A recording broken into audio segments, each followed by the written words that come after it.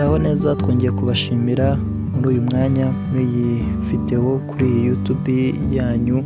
Tugiye kuganira ku nsanganyamatsiko n'ubundi dufasha kwiyubaka no kwiteza imbere mu buzima bwacu bwa buri munsi. Mu buzima busanzwe abantu benshi batekereza ko kugira ngo duhindure ubuzima bisaba kuba hari ikintu kinini cyangwa se ikintu kidasanzwe cyabaye maze ubuzima bwacu bugahinduka. Ariko wari uzi ko ikintu kinini mu buzima cyangwa se ikintu impinduka nini zigaragara mu buzima ziba zaturutse ku kantu gatoya?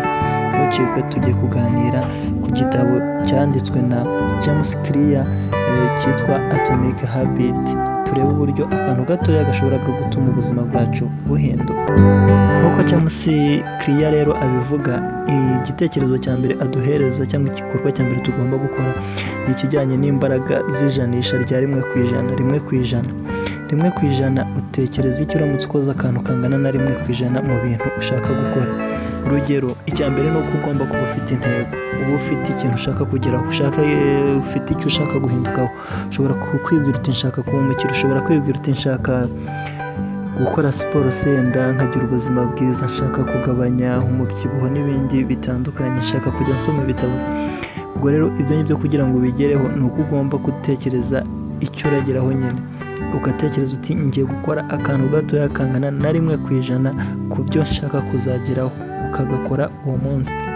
Ibyo rero biragufasha cyane, bikaba byatuma uzagera ku kintu kinini nyamara wahereye hasi. Urugero rwiza ni urw'umukinnyi wa basket witwa Kobe Bryant. Uyu ni umukinnyi wagerageje gukora akantu gatoya arangije aza kuba icyamamare ku isi abikeje ku kantu gatoya. Nk'uko mubizi rero, abakinnyi n'abandi mu myitozo ya basket bagomba kubanza gukora entraînement cyangwa se kwitoza. Rero mbere we ku isaha babaga bahanyeho, yagombaga kuzindukaho iminota mikeya akabanza akaba ari kwitegura cyangwa se ari kwishyushya mbere y'uko abandi bakinnyi bahagera. Ibi rero byaje kumufasha kuba umuntu ukomeye mu ikipe yose ndetse no ku isi hose aramenyekana.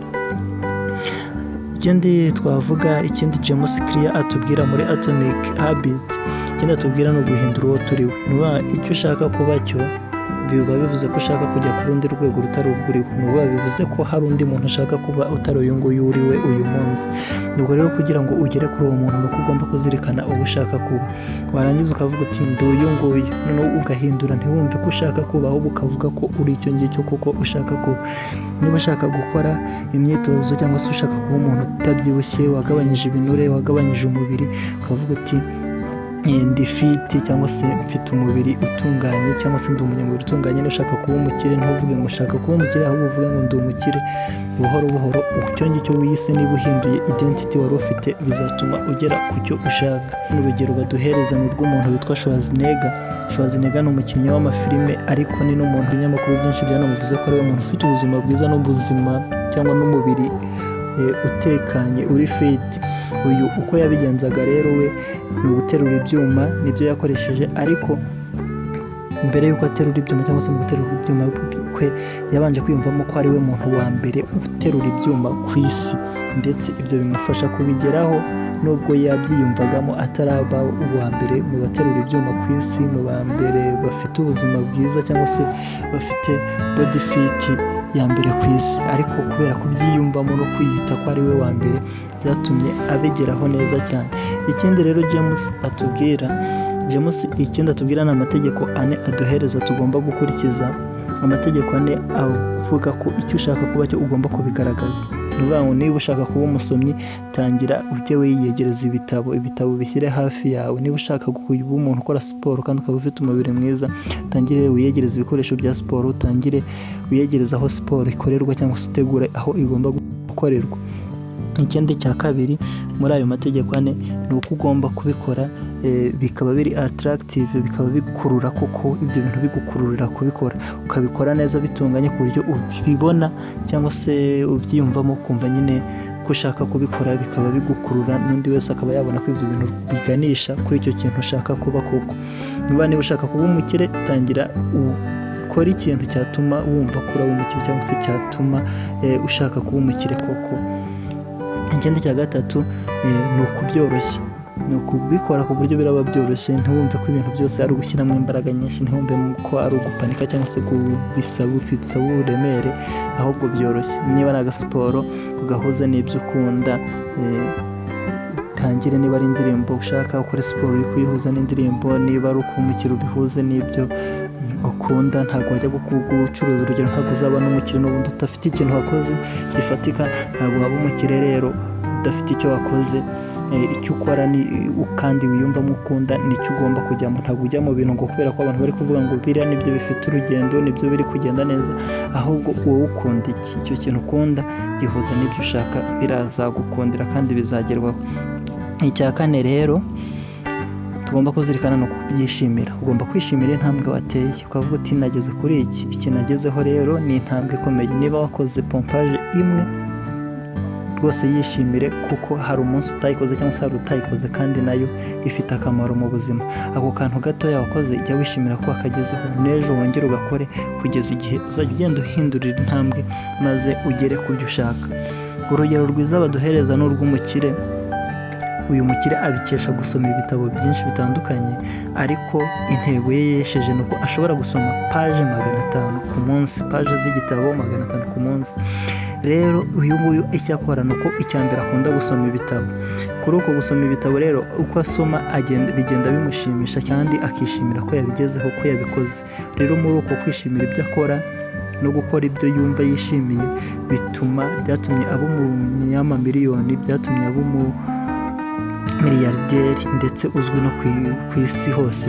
Uyu akaba yitwa Warren Buffett. Warren Buffett n'ubundi wamubona rwose ni umusaza ukunda kuba ari kwisekera nk'uko murabibona kuri iyo foto.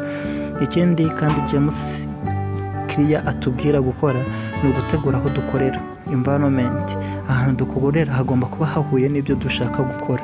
Ni ukuvuga ngo niba wumva ushaka kuba umukire, ugomba kuorganiza ibintu byawe ukabishyira ku murongo, ukaba nyine ugatangira kwitwara cyangwa se gutegura ahantu nk'ahantu hahakire. Niba ushaka kandi gukora siporo, yiyegereza ibintu biratuma koko ukora siporo cyangwa se biratuma wumva uri muri iyo njyana ya siporo. Ni ukuvuga ngo baravuga ngo ahantu dukorera ibyo dukora hatuma bigerwaho gusumba ibitekerezo byiza dufite, gusumba ibikoresho twakoresheje n'ibindi twakoresheje. Urugero nko mu buzima busanzwe, abantu b'abakire tuzi ko ari abantu ibintu byabo biba biri ku murongo, bisetinze neza, biteguye neza. Utekereze rero uramutse ugeze ahantu ku mukire ugasanga ni ahantu hajagaraye, ibyenda biteraguye aho ngaho, hari umwanda, hari iki, ntabwo mu mutwe wawe hahita hiyumvishamo ko uwo muntu ari umukire, kabone naho yaba atunze imodoka zingana iki, uhita ubona uwo mwanda. Ariko umuntu w'umukene washyize utuntu twe ku murongo, tukaba dufite isuku, buri kintu cyose gifite ahantu kibarizwa, uhita ubona ko uwo muntu rwose hari iterambere rihari, naho waba ubona nta modoka afite cyangwa nta bindi bintu bihambaye, ndetse niyo yabigeraho ugahita ubona ko hari uko yari yaratangiye. Ni ukuvuga rero tugomba gutegura aho dukorera n'ibyo dukora bitewe n'icyo dushaka kuba cyo n'intambwe dushaka kugeraho. Niba ushaka kuba umusomyi, tangira utegura ahantu ho gusomera ko hajyanye no gusoma, kandi koko nk'uko twabivuze ruguru utangire wiyegereza ibitabo. Ibi ngibi twafatira urugero nko kuri Barack Obama. Barack Obama ni umuntu nawe ni umunyabitabo, akunda kwandika no gusoma cyane, ariko icyo twamuvugaho turabizi ko yarabaye na perezida wa USA. Uyu akunda kwambara imyenda y'urukara cyane, numureba ahantu henshi uzamubona uzasanga yambaye amakoti y'umukara, cyakora n'ishati y'umweru. Byo birumvikana, ibyo ni ibintu bijyana. Rero we avuga ko kugira ngo bitamuteza akajagari mu mutwe bigatuma atekereza ibintu byinshi bitajyanye, we imyenda aba yayishyize cyangwa se imyenda y'urukara akunda kuba ariyo yambara, ndetse akaba yanayiteguye mbere y'uko ajya kwibaza ibindi, ikaba iri ahantu buri hose. Ubwo rero ntabwo ari uko aba abuze imyenda yambara cyangwa gutekereza ko afite agaswiti kamwe k'urukara, ahubwo ni uko we aba ariko bayabiteguye, nuko aba ashaka kwambara imikara, ndetse akavuga ko bimufasha gutekereza no kwirinda wenda kujagarara mu mutwe cyangwa gutekereza ibindi bintu bitajyanye n'ibyo afitemo gahunda. Ikindi tugomba kuzirikana ni uko mu buzima ibyo dushaka kugeraho bitaza ku munsi umwe, bitazira umunota umwe. Intsinzi cyangwa se ibyo ushaka kugeraho ntabwo byaza none ngo uvuge ngo urabikoze none ngo birahita byegerwaho, cyangwa urabikoze none ejo mu gitondo ngo urabyuka usanga byageze, ahubwo bisaba igihe kirekire, n'ubu bisaba kwihangana.